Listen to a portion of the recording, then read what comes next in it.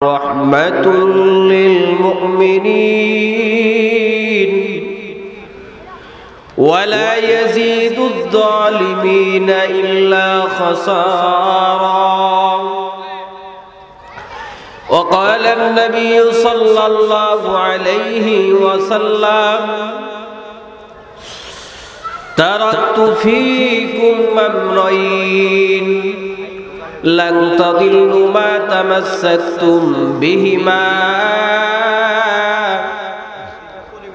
كتاب الله وسنة رسوله، أو كما قال النبي عليه الصلاة والسلام.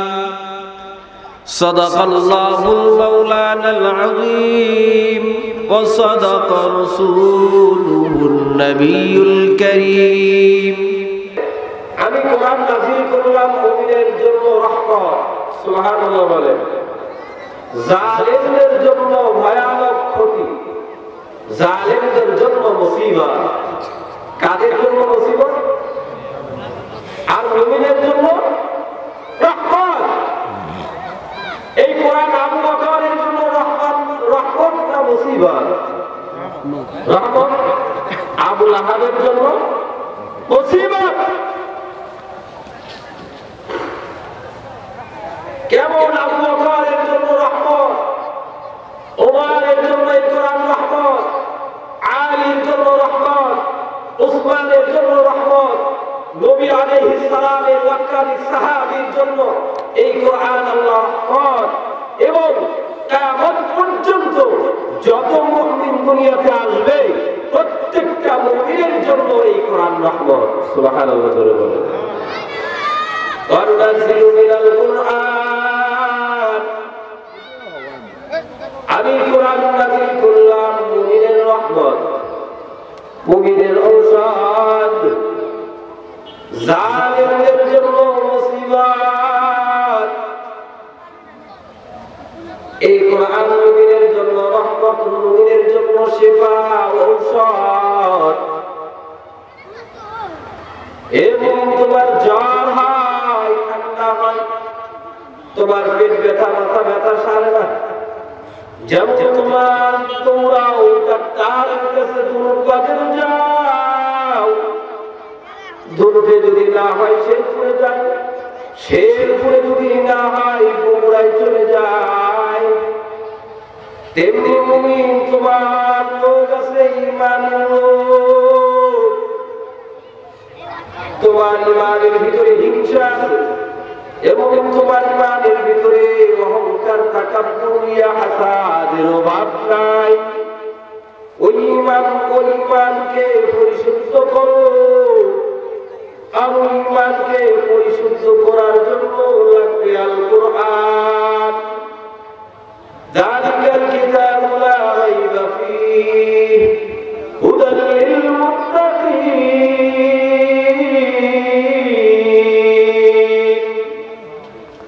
আল্লাহ বলেন এই কিতাবের কোনো সন্দেহ নাই।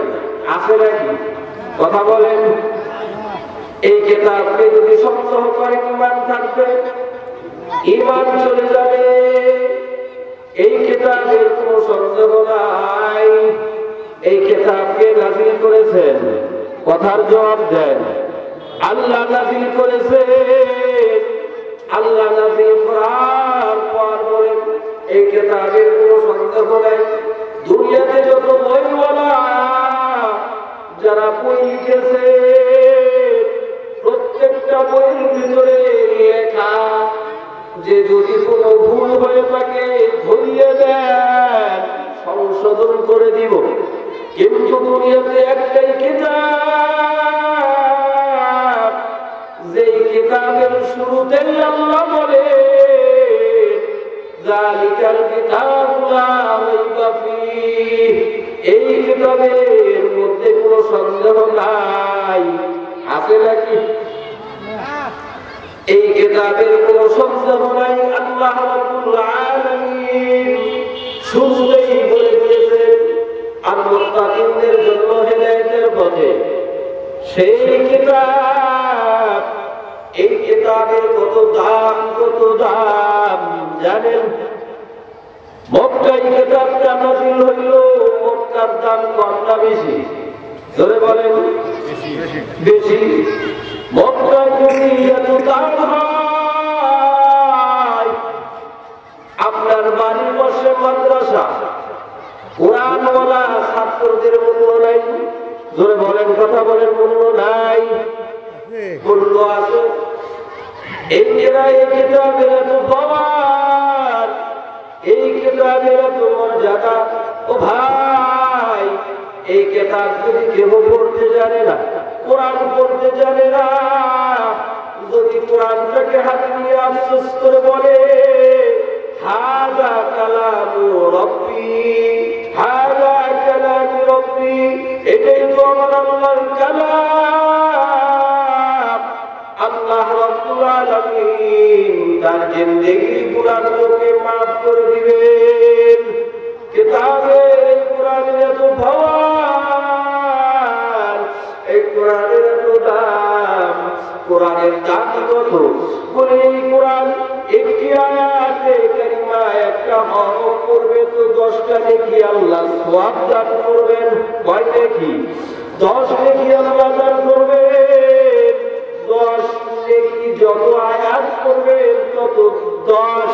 নবী বলেন সাহাবায়ে কেরামদের, ও সাহাবায়ে কেরাম, আমি বলি না আলিফ হারফুন লাম হারফুন মিম হারফুন, বড় আলিফ লাম মিম, আলিফ লাম, আমি বলি না আলিফ লাম মিম হারফুন, বড় আলিফ হারফুন লাম হারফুন মিম হারফুন, আলিফ লাম মিম পড়লে 30টা নেকি আল্লাহ রাব্বুল আলামিন বান্দাকে দান করে দেয়।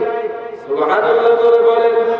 وَنُنَزِّلُ مِنَ الْقُرْآنِ مَا هُوَ شِفَاءٌ وَرَحْمَةٌ لِّلْمُؤْمِنِينَ। এই কোরআন মুমিনের জন্য ঔষধ। ও মুমিন, তোমার ভালো লাগে না? ও মুমিন, তুমি সকাল সন্ধ্যা কোরআনের তেলাওয়াত করো। মুমিন, ও মুমিন, তোমার অন্তরের ঔষধ। তুমি সকালবেলা সূরা ইয়াসিন পড়ো। আল্লাহ রাব্বুল আলামিন সূরা ইয়াসিন পড়লে 10টা কোরআনের খতমের সওয়াব দান করবেন। সুবহানাল্লাহ বলেন। সূরা ইয়াসিন দিনের শুরুতে কেউ যদি তেলাওয়াত করে, আল্লাহ রাব্বুল আলামিন তার সারা দিনের হাজতগুলো পূরণ করে দিবেন। ও মুসলমান, যোহর নামাজের পরে সূরাতুর রহমান পড়া, মাগরিবের পর সূরাতুল ওয়াকিয়া পড়েন, এশার নামাজের পর সূরাতুল মুলক পড়বেন।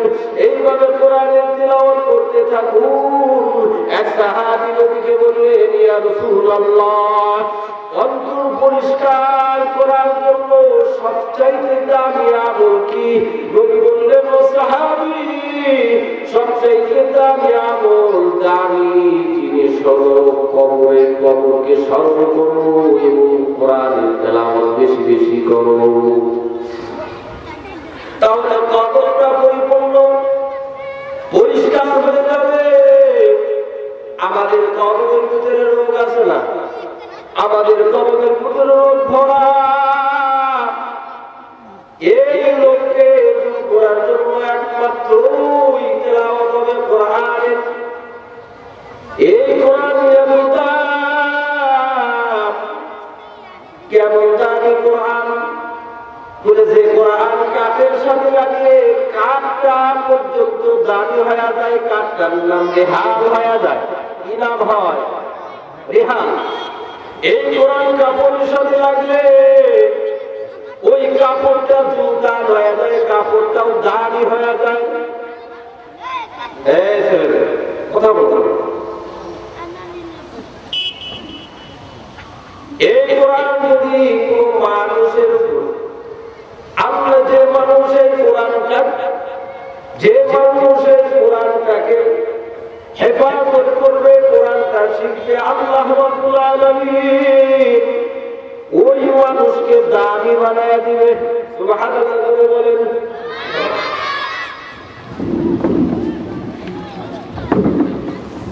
ওই মানুষকে আল্লাহ রাব্বুল আলামিন দাড়ি বানিয়ে দিবেন।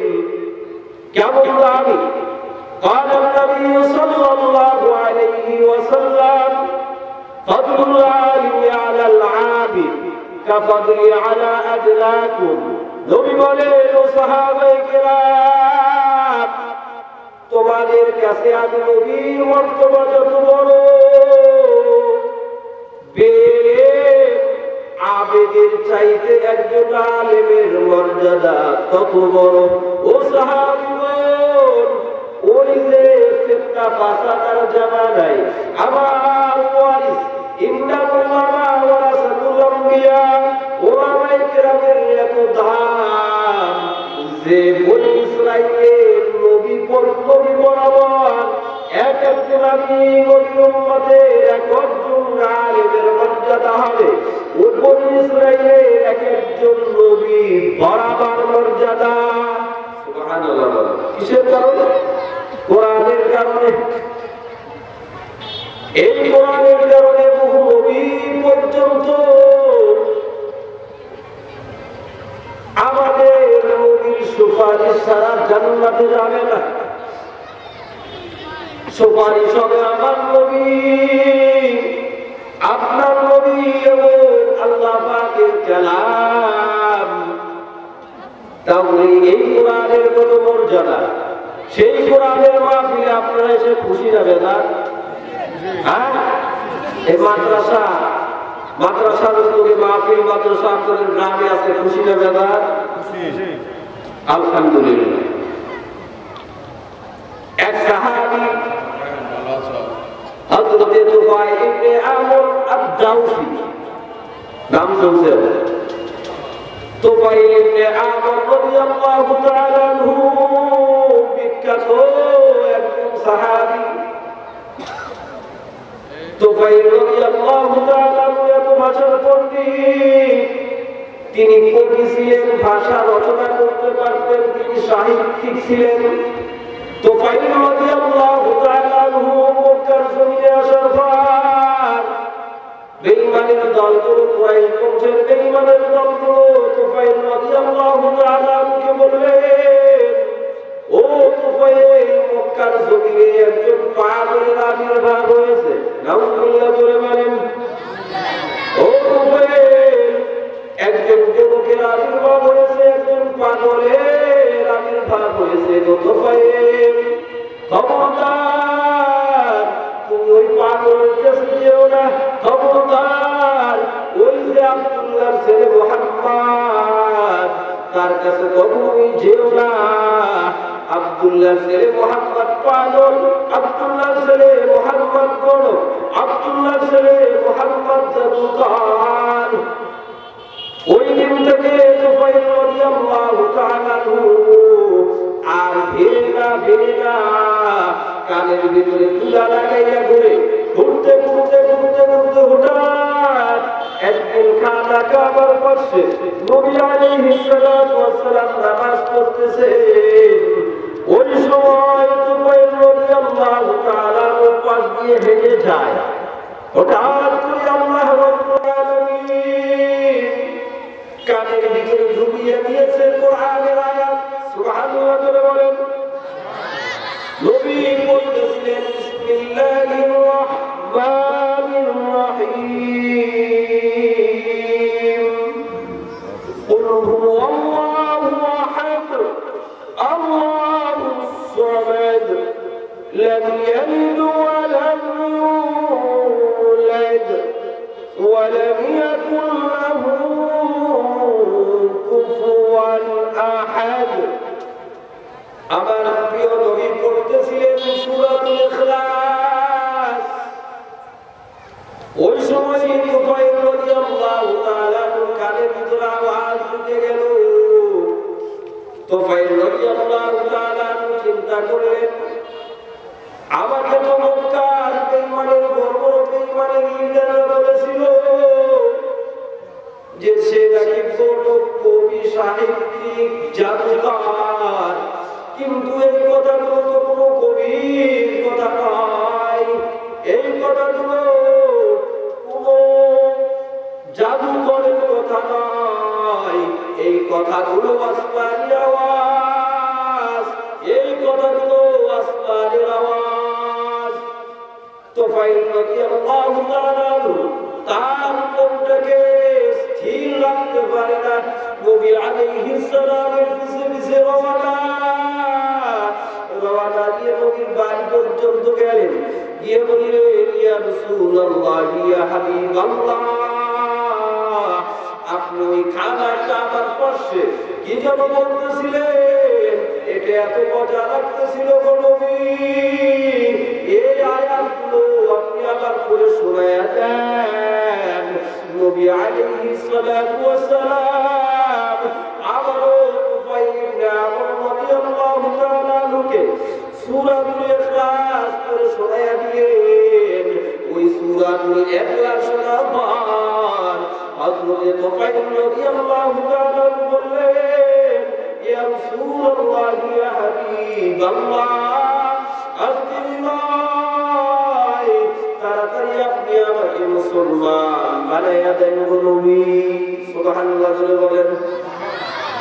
তাহলে কোরআনের পাওয়ার কম না বেশি?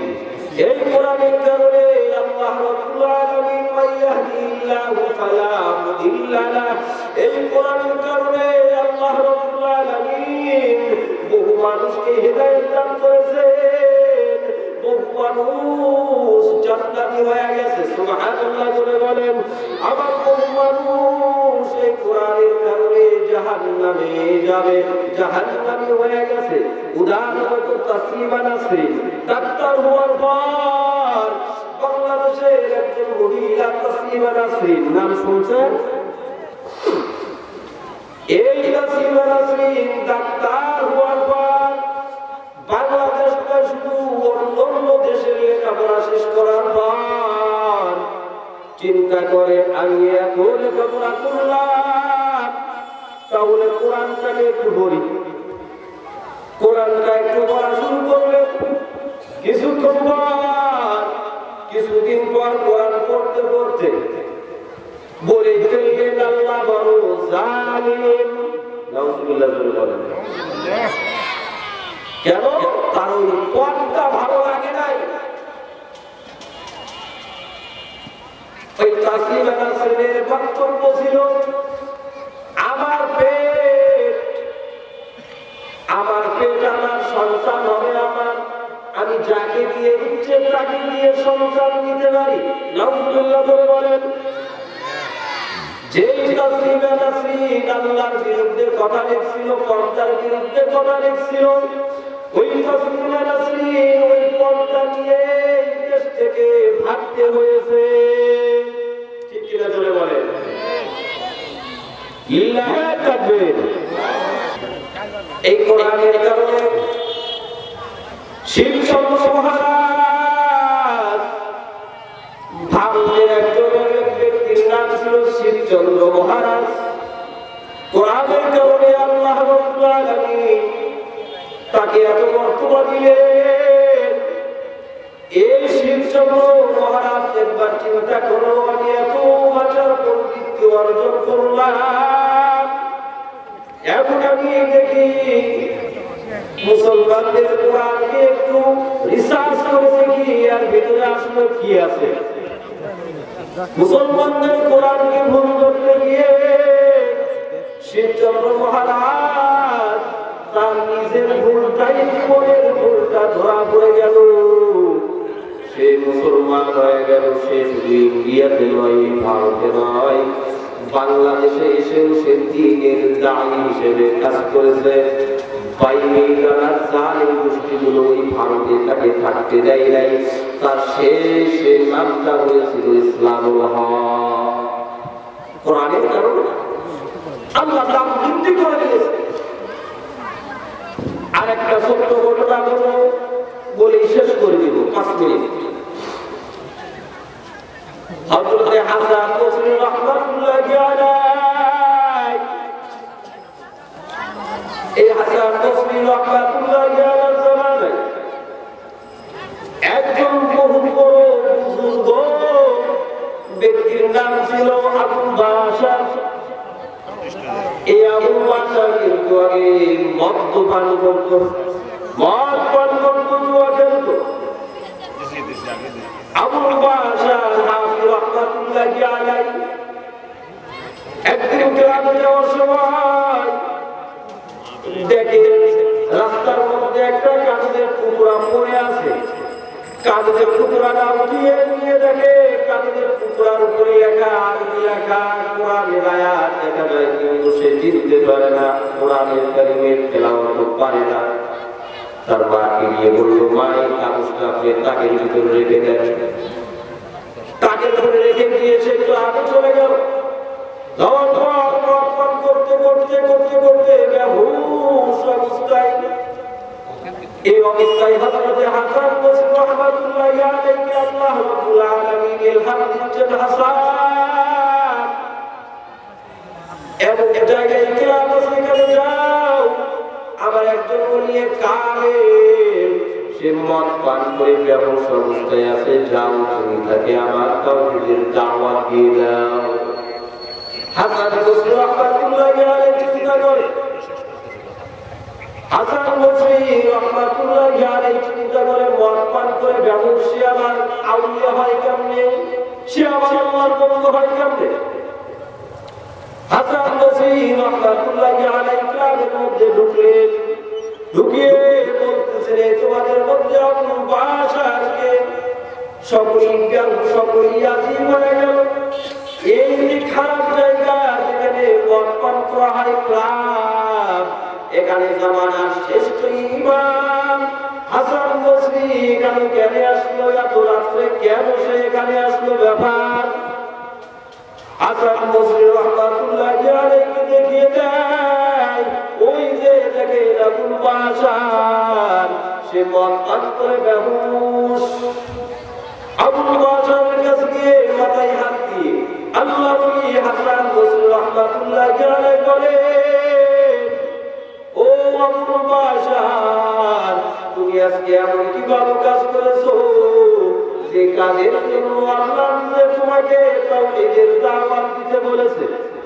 আবুল বাশার বলে, হুজুর আমি তেমন কোনো ভালো কাজ করি নাই হুজুর, কিন্তু ছোট্ট একটা কাজ হয়েছে আমার দ্বারা। কি হয়েছে তোমার দ্বারা?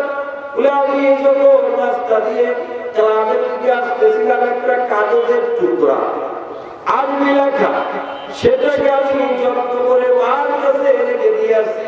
চলে, যদি দেখতে চান আমার বাড়িতে যেতে হবে। হাসান বসরি রাহমাতুল্লাহি আলাইহি তার বাড়িতে গিয়ে তার আমাকে হাসান বসরি রাহমাতুল্লাহি আলাইহি বিস্তারিত বলার সময় নাই। আবুল বাশার হাফিজ রাহমাতুল্লাহি আলাইহি তার আমাকে বলে, আম্মা ওই কাগজের টুকরাটা দেন। কাগজের টুকরাটা দেওয়ার পর দেখি ওই কাগজের টুকরার উপরে লেখা বিসমিল্লাহির রহমানির রহিম।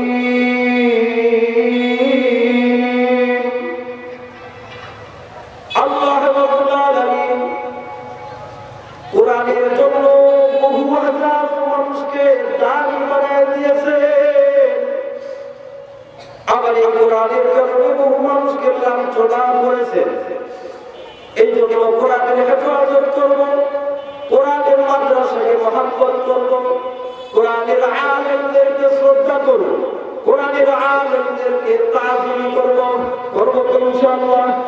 মাদ্রাসাকে মহব্বত করব তো ইনশাআল্লাহ। আর আমরা 5 ওয়াক্ত নামাজের সাথে সকাল বিকাল অবশ্যই কোরআনের তেলাওয়াতগুলো করব ইনশাআল্লাহ। আল্লাহ আমাদের সকলকে তৌফিক দান করেন।